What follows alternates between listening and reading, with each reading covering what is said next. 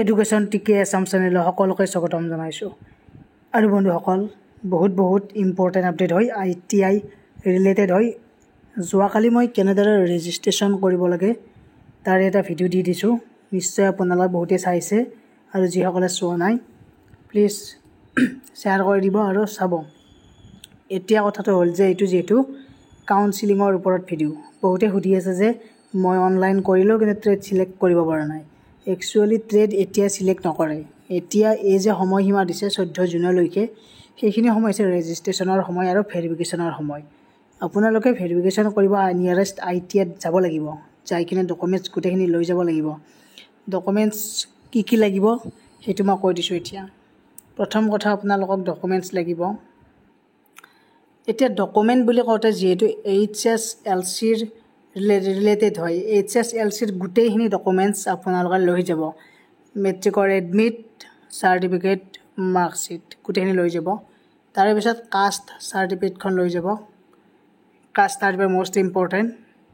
ইয়াৰ উপৰিও বহুতে সুধি আছে যে PRC লাগিব নেকি। চাওক, PRC এইবোৰ নট মেণ্ডেটাৰী নহয়। কাৰোবাৰ আছে যদি লৈ যাব পাৰে, কিন্তু মেণ্ডেটাৰী নহয়।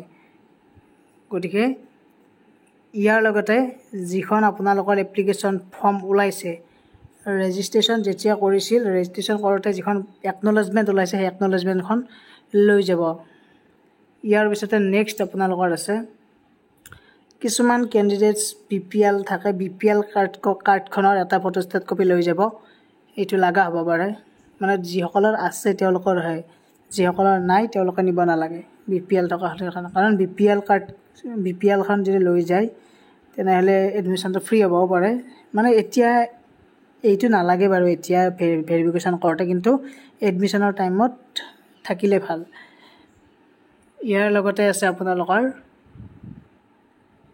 যিহেতু ইয়াত হায়েষ্ট কোৱালিফিকেশ্যনটো বিচাৰিছিল, কোনোবাই যদি HS পাছ কৰিছে, কোনোবাই যদি গ্ৰেজুৱেশ্যন পাছ কৰিছে, মানে হায়েষ্ট যিখন কোৱালিফিকেশ্যন যি কোৱালিফাই কৰিছে তাৰে চাৰ্টিফিকেটখন লৈ যাব পাৰে হায়েষ্ট কোৱালিফিকেশ্যনৰ। মানে মেইনলি তাৰমানে মেট্ৰিকৰ যিখিনি ডকুমেণ্টছ আছে সেইখিনি লৈ যাব, আৰু কাষ্ট চাৰ্টিফিকেটখন নিব, আৰু একনলেজমেণ্টখন লৈ যাব। একনলেজমেণ্ট বুলি কওঁতে এই যিখন ৰেজিষ্ট্ৰেশ্যন কৰোঁতে যিখন ফৰ্ম পাইছিল সেইখন লৈ যাব। গতিকে এইকেইটা আছে মেইন ইম্পৰ্টেণ্ট ডকুমেণ্ট। আৰু ইয়াৰ বাহিৰে বাকী আৰু PRC মেণ্ডেটাৰী নহয়, থাকিলে নিব পাৰে, নাথাকিলেও কোনো ধৰণৰ অসুবিধা নহয়। আৰু কিবা যদি ডকুমেণ্ট লগা হয় আপোনালোকে নিজে গমেই পাব, কিন্তু বৰ্তমানলৈকে সেইকেইটা ডকুমেণ্টে মেইন ইম্পৰ্টেণ্ট ডকুমেণ্টছ হয়। আৰু এক কপি ফটো লৈ যাব পাৰে, ফটো এক কপি লৈ যাব পাৰে।